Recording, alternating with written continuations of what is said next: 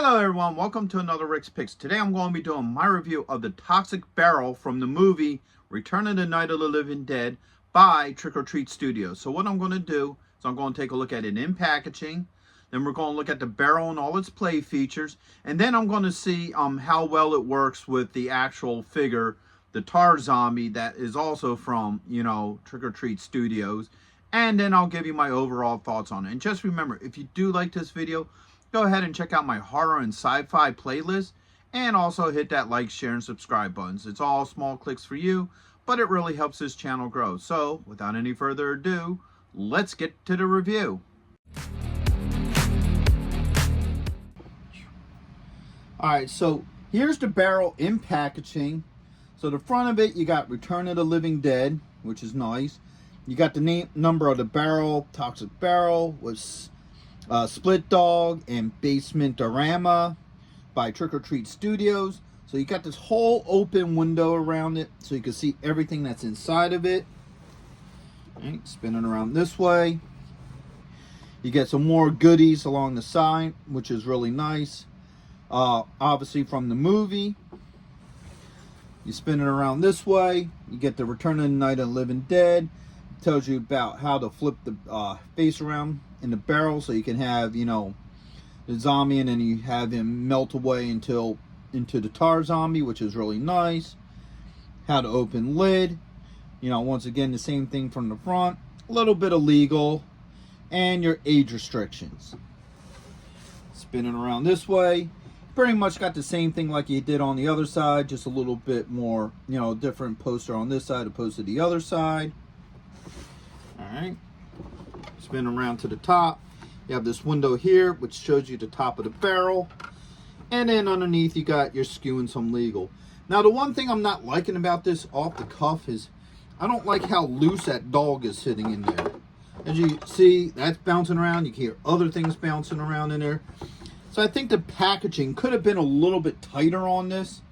I think the other piece that's floating around there is the bottom stand to the dog. So that's the only disappointment to this so far. Other than that, this is really cool packaging. I like it. If you're going to be in the Philadelphia area from September 7th and 8th, then you got to check out RetroCon 2024 at the Philadelphia Expo Center.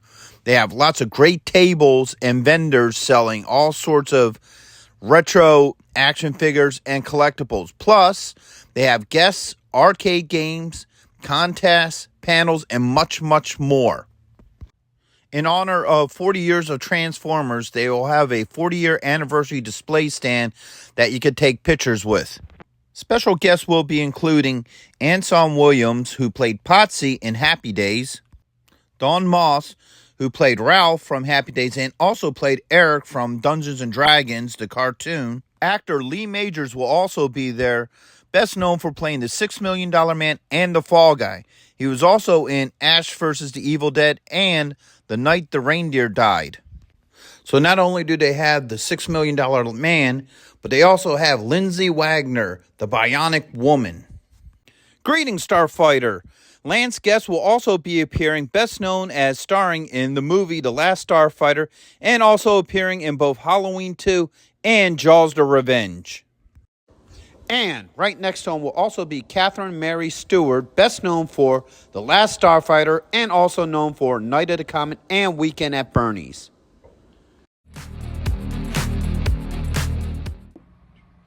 So here's the barrel itself. It looks pretty cool. I like the detail to it. So first off, let's give it the rotation. Get this side. You got the back of it here. Alright. And then the top. Right there. So it looks pretty close to the actual movie. One thing I did notice about this. Alright, so if we hold it up a little bit closer. The wording is proper to the movie, even the 800 number. But as you can see, the lettering here is offset. So you see this side is sitting a little bit lower. That might have just been a production problem, and what have you. But that seems to be the only real issue I have with this barrel at this point in time. Now to get the lid open is a little bit of a work. So you have this little tab here that you need to pop, this little tab, and then this tab. All right, once you pop those tabs, the lid opens up really easily. Stays pretty well in an open position. I don't have any problems with that. It's not like super loose. Okay. So then, hold up. You open it up. You look inside. And you get your zombie. Alright. So that looks pretty cool. It looks pretty accurate to the movie. I kind of like that. Alright. And then you pull the dial. You spin it around. And you get it in that melting state right before, the tar man comes out. So, overall, I like the overall look to this. I think it looks pretty cool. The play feature is pretty simple. All you do is turn this little dial here, and then it swaps the head out. Like I said, it has the two looks. So, once again, you have resting zombie. And then you have, I'm going to wake up and eat your brain zombie. So, now that we looked at the barrel, let's check out the accessories as well.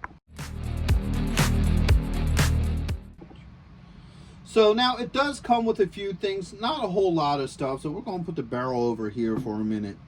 So, first off, it comes with this backdrop here that's a representation of the corner where it was, at in the movie, because in the movie I believe these were actually under the stairs. I know they were in some back spot in the basement corner, stashed away. There was I believe 4 or 5 of them.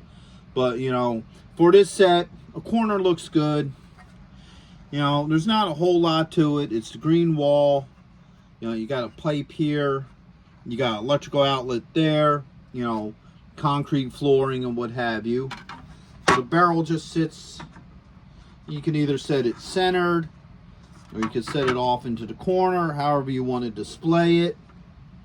Or actually, you could do as, I believe after he broke out, I think it actually sat like this. So you could even have it in a laying down position as well. So you can display this different ways with this. All right, close it back up. Like a matter of fact, I think, just for fun, if you kind of spin it into the middle like that, it almost has an empty look to it. So if you want this like sitting like this and you want to have your tar man displayed behind it or in front of it like he crawled out of it, you could probably do that as well. All right. So the only other thing it comes with is the half dog. Now what happens is when the gas shoots out of here, it gets into the vents and it goes through the whole warehouse because they were being stored in a medical warehouse. So they have all sorts of things like, half dogs for, schools and stuff like that, skeletons, body in the freezer and what have you. So this is one of the half dogs. Okay, so there's that side. And then there's, the dissection side. These things came alive, started barking and stuff. It was actually kind of a funny scene. And it has this little stand here. It has a hole in here that it sets up in. Now, it sets up in a certain way. So if you look at this pole here, you can see that there's a half piece here. So you just hook it up accordingly. There it goes. So he just sits on his little stand. Nothing real spectacular to him. All right, so those are the accessories. And now, what we all been waiting for, over here. Now you got, put this back. Now you got your tar man.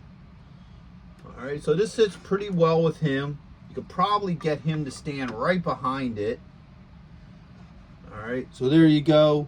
You got the tar man, you got the barrel, and it all looks really cool as a display piece. And you could probably put the little dog in front of it. So like I said, you could display it like that. You could probably even have this, like I said, look like it's been cracked open. Maybe have them stand like this behind it, because it's open and what have you. So there's a lot you can do with this, but obviously anybody who got the barrel probably has the tar man, because without the tar man, the barrel, just doesn't work as well.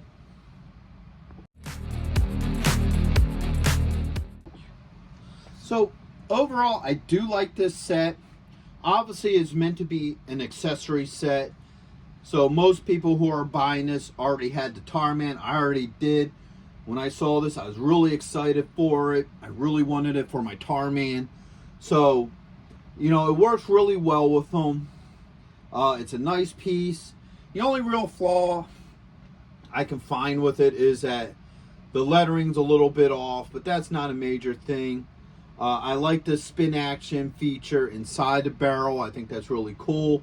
I like how the latches work. You know, it gives it a little bit more of that sense of realism. So overall, I think it's a nice set. I think the dog is also, you know, a neat addition to it. As you can see, it looks really cool with your Tarman. It'd definitely be a nice display piece for anybody who's into Night of the Living Dead, well, Return of the Night of the Living Dead, or horror in general. Look great on a shelf. Overall, I'm liking this together. So with that being said, I hope you did like this review.